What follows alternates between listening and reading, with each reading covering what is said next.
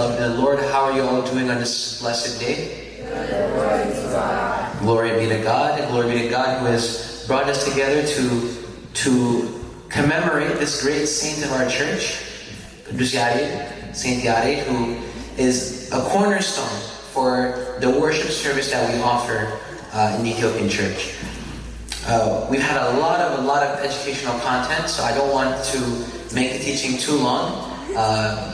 But today, with the help of God, what I want for us to cover is I think something that's very important that plays a lot into the contribution that Yared did to our church, but also to the general understanding that we have as Orthodox Christians of how the church is able to continue existing throughout the centuries. So, St. Paul tells us in the letter of Hebrews that Jesus Christ is the same yesterday, today, and forever. What does he say? Christ is the same yesterday, today, and forever. And the church, because the church is the body of Christ, if Christ is the same Christ throughout the ages, the church must also be the same church throughout the ages. So today we're going to take a look at the methodology by which the church is able to continue being the same throughout the ages. And this methodology is what we would call succession. What is it called? Succession. Notice that I didn't call it apostolic succession, because apostolic succession is, we can say, the main way by which the church is able to stay the same. It's the heart, right? It's the center of how the church operates, but there are other parallel lines of succession that we see in the scriptures and in the life of the church. So we're going to learn about those. And eventually that will take us to Yared. I think some of you already know the way we're going to get to that. But we're going to always start with the Old Testament. So, to make sure this is kind of interactive, because I know we've been sitting here for a while, if someone has a phone with a Bible app, if they can go to Numbers chapter 27, verse 18 to 20. Numbers, so that's Torah, first 5 books. Numbers chapter 27, verse 18 to 20. And I have bad vision, so just blurt it out. 27 what? Verse 18 to 20. Okay, yeah, go ahead. So the Lord said to Moses, take Joshua, son of Nun, a man in whom is the Spirit, and lay your hand on him. Have him stand before Eleazar the priest and the entire assembly, and commission him in their presence. Give him some of your authority, so the whole Israelite community will obey him. Alright, yeah, thank you so much. So, did you guys hear what he said?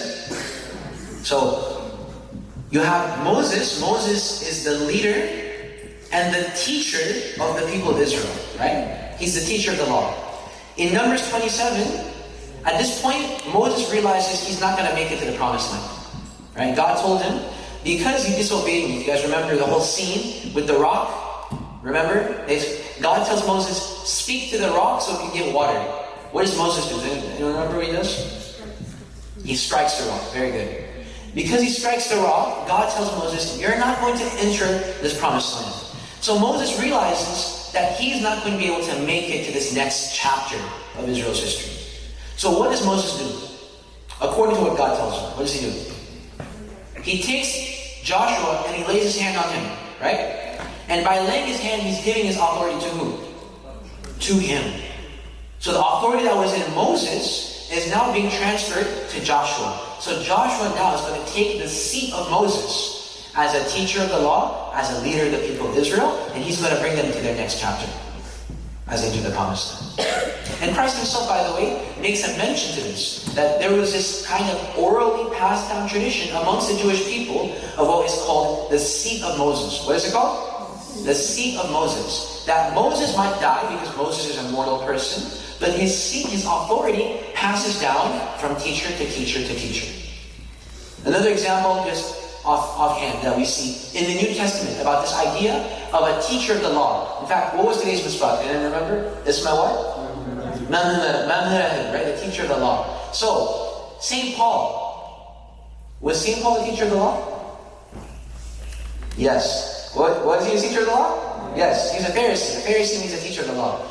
Alright, so bonus points. Who did he learn from? Did anyone know? Gamaliel.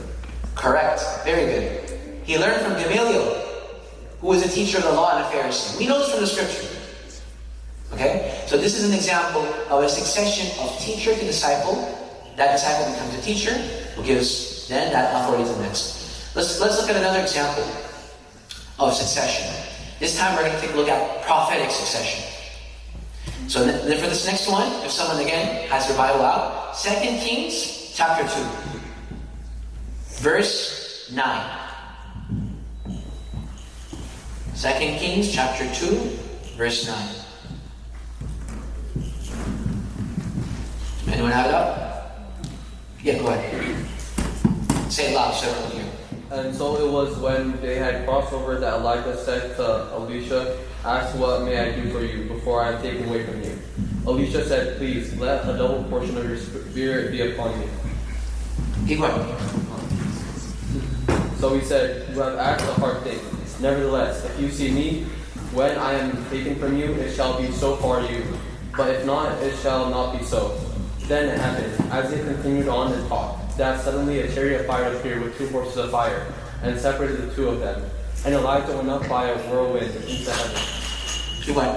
And Alicia saw it, and he cried, my father, the chariot of Israel and its horsemen." So he saw him no more. And he took hold of his own clothes, and tore them in 2 pieces. He also took up the mantle of Elijah that had fallen from him, and went back and stood by the bank of the Jordan. Okay, very good. So, Elijah is the teacher of who? Of Elisha. Some of us are going to have to do a review on Old Testament history. Who is the teacher of Elisha? Elijah. It sounds very different, okay? Or very similar. Elijah, we know, is about to be taken up into Mihret, right? Into the land of the living, by a chariot of fire. So Elijah asked his disciple, "What can I do for you?" He says, "May a double portion of your spirit be with me." What that means, he's saying, may your blessing, may your authority, may your power be with me. So when Elijah goes up into heaven, his mantle, meaning his cloak, there's actually a term that we can use for that in Amharic that I'll get to very briefly. His mantle, he throws it off as he's going up into heaven. Elisha catches it. What is Elijah catching alongside that mantle? His what? His authority. His what? His authority. Which is why I had him stop right before he stands before the bank of the Jordan. The next thing he does is he takes that mantle and he strikes the Jordan splits into 2. So through that mantle of Elijah, he was able to perform a miracle. So now Elisha was the main prophet of Israel. He goes up, the mantle is passed down to Elisha. Elisha is now the new prophet of what? Of Israel. And not only that, when Elijah is going up into heaven, what does Elisha call him? My what? You read it. What did he call him? Say it. My father. What did he call him? Is Elijah Elisha's genetic father? No.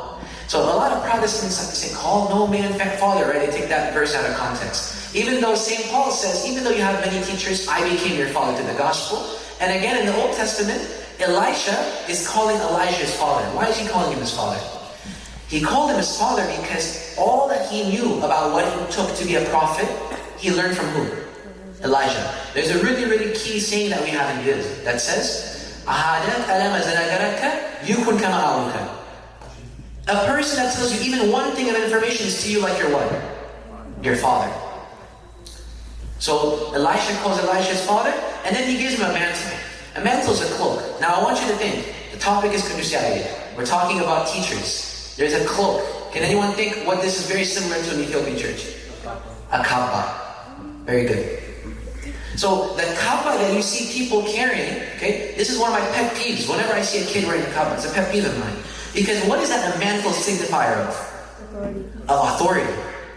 Right? It's an authority that was given by your teacher. You are now the new teacher. You are now taking the place of your teacher. Does that make sense to everyone?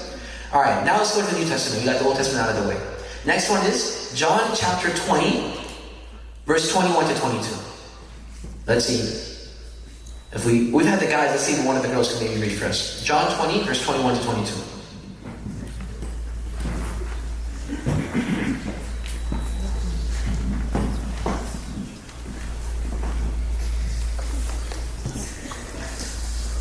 Not all at once. Not all at once. All right, go ahead. So Jesus said to them again, "Peace to you, as the Father has sent me, I also send you."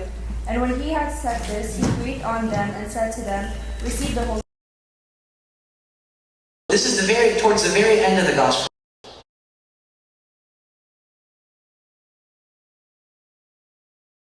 The disciples have been learning with Christ for how many years? How many years? Was it one?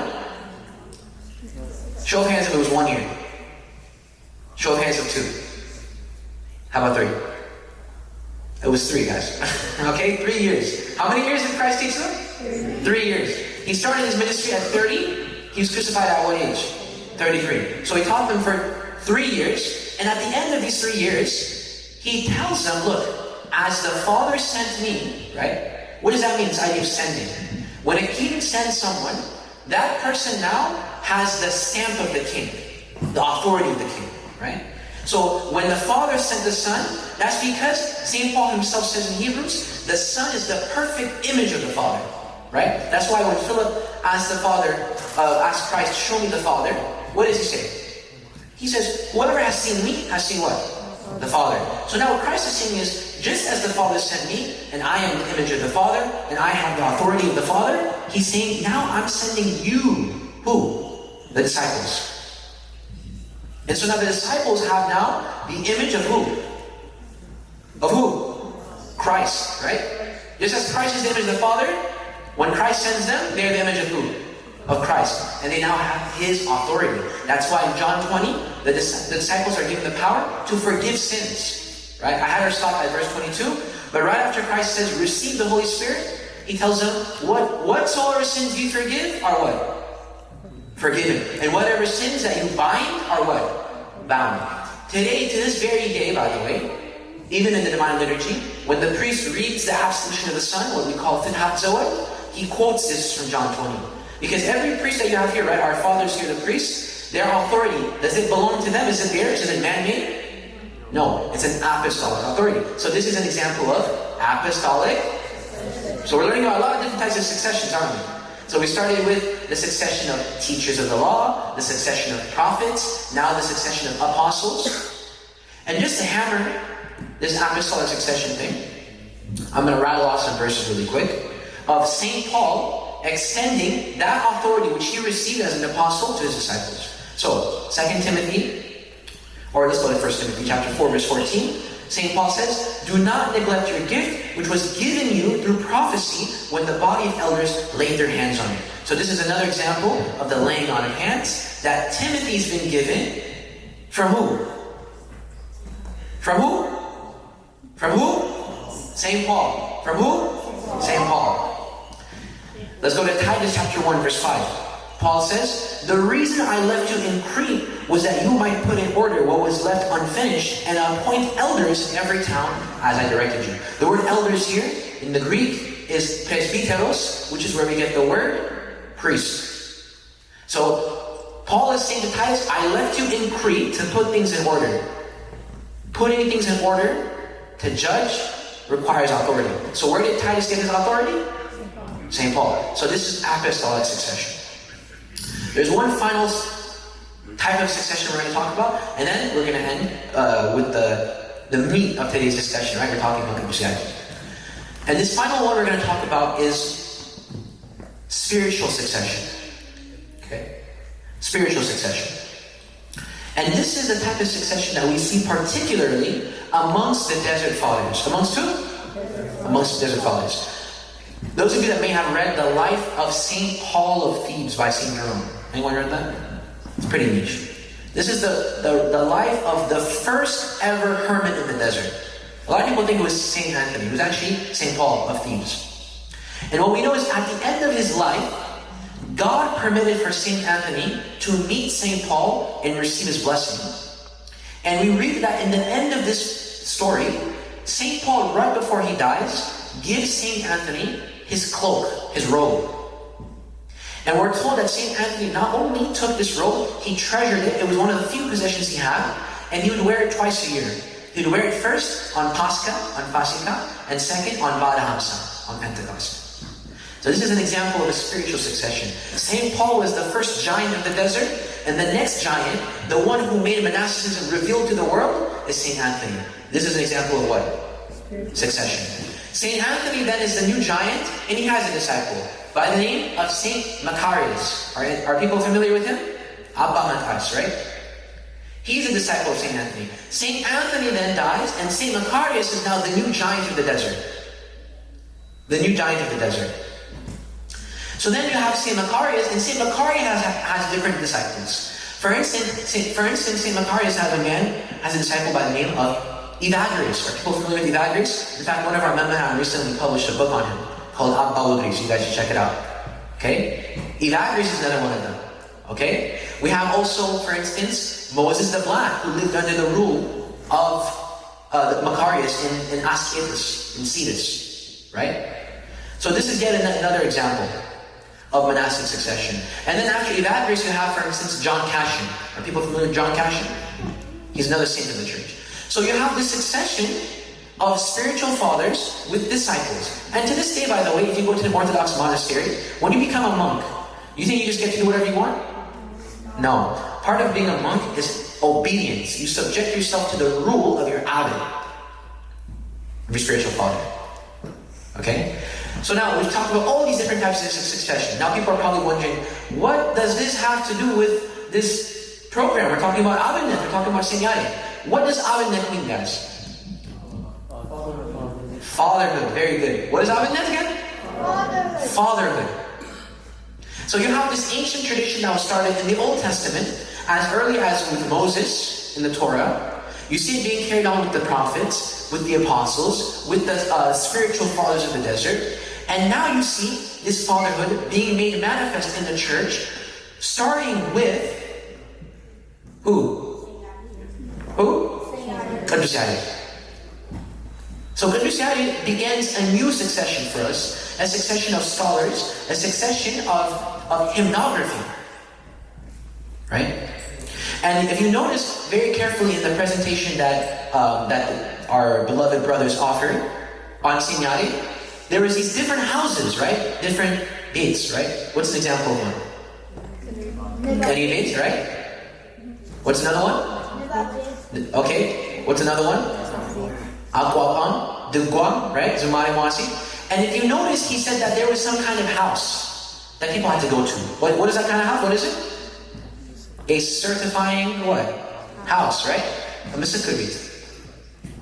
And in this certifying house, you have one person. When that person dies, what happens? He passes it on to what? His successor.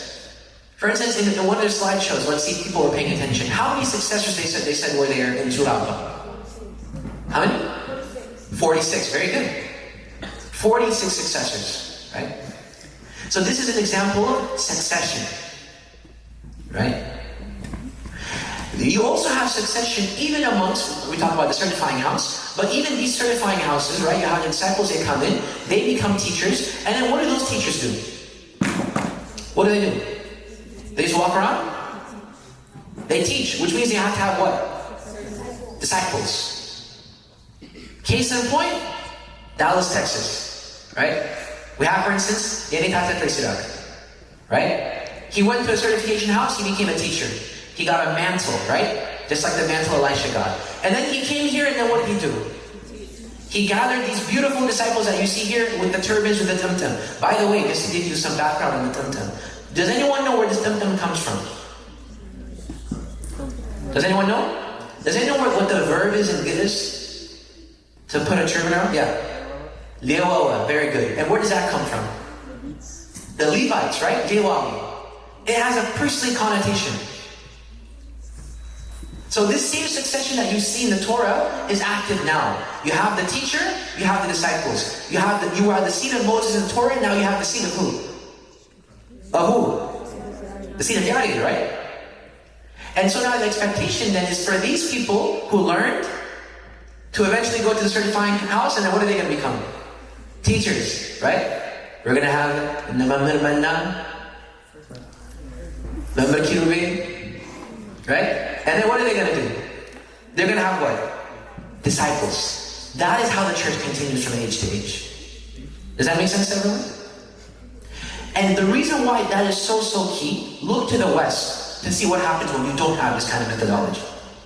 Right? In the West, because there is no concept of fatherhood, because people have outright rejected any idea of fatherhood, there is no centralization whatsoever. Everyone can do whatever they want. If you want to see what happens when people do whatever they want, read the book of Judges. Read Mazhab and Asahad. It says in the book of Judges, in those days there was no king of Israel, and everyone did what was good in their eyes. Do you think that was a nice book? The book of Judges, if it were to be presented to a film critic, would be rated R. You have very graphic things happening. Why? When everyone can do whatever they want and there is no father figure, what happens? People become reckless, they become rebellious, they forget God. That's what we're seeing here in the West. Right? With the Protestant Reformation, the idea of fatherhood gets taken to the side.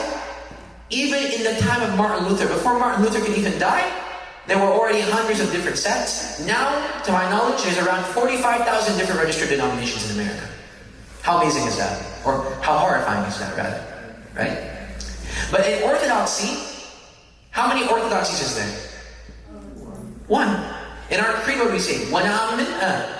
Bahati, what does ahati mean? One. We confess one church. The same church Christ established, the same church that the church fathers and the martyrs bled for and fought for, that's the same church that's present now. So a lot of us think that abinnet or fatherhood is just about memorizing the right notes, getting the right record, which it is to a certain degree, but it's much deeper than that. It's about an ancient type of pedagogy. Pedagogy means the art of teaching. It's about an ancient pedagogy that God Himself instituted, as you see in the Scriptures. It's about preserving tradition, right? That's what orthodoxy is all about. What does the word orthodoxy itself mean? What does it mean? What does the word ortho mean? Straight, right? If I go to an orthodontist, I'm trying to get my teeth straightened, right? So you have ortho, and then you have the word doxa. What does doxa mean? Doxa can mean opinion, truth, glory. Like doxology means glorification, right? So orthodoxa means the correct opinion, the correct glorification. That's going to be very clear here. The correct what? Glorification. Say, what is it? Glorification, doxology. You can't just glorify God however you want. Right? They tried that in the Torah. Korah and his sons, they rebelled against Moses. They said, why does Moses have to lead us all the time? They said, let's go and offer incense by ourselves in our own way to God. Does anyone know what happened to Korah? Does anyone know what happened to Korah? The fire came out, and instead of burning the incense, it burned them. And then the earth opened and swallowed their family relatives. Not the best result, not the best outcome, right? So this idea that I can praise God however I want does not make sense. Just like if you were to go to the White House, or if you went to, what's it called, Buckingham Palace, there's an etiquette, right, for when you meet the king. How much more when you're going to meet the King of heaven and earth? In fact, when we get in the very beginning of Kandasi, right, and we're singing the Aktalis, the canon of the apostles, it says, for he has dared to stand before the King of body and soul, right? The heavenly King of body and soul. So, doxology, our manner of glorification, has to be correct. That is why Kandasi is going to be so key here. They mentioned that Kandasi's name, what does Yared mean? Descending, right? Wari, Redet, means descending, coming down. What's coming down? The worship of the angels. The angelic liturgy. One can say the proper glorification. Right? So, using Kandasiari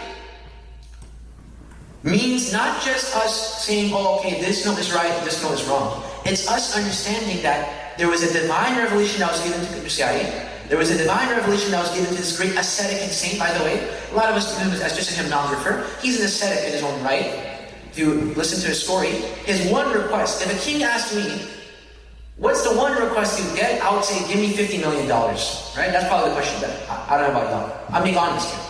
What was his request? He said, put me in the wilderness, pull me away from the people, let me finish the rest of my life in ascetical prayer. It was because of this kind of tigat and mental likat that God gave him that divine revelation, and then he gave it to us. It descended from heaven to earth. So, in the Orthodox Church, we have this succession, and through this succession, we're able to preserve this correct form of glorification for the glory of God. We're able to approach God knowing that we're worshiping Him, as Christ says in John chapter 4, in spirit and in truth. In spirit and in truth. So, this is why Christianity is such a central figure. Does that make sense to everyone? Before I end, are there any questions? Any questions?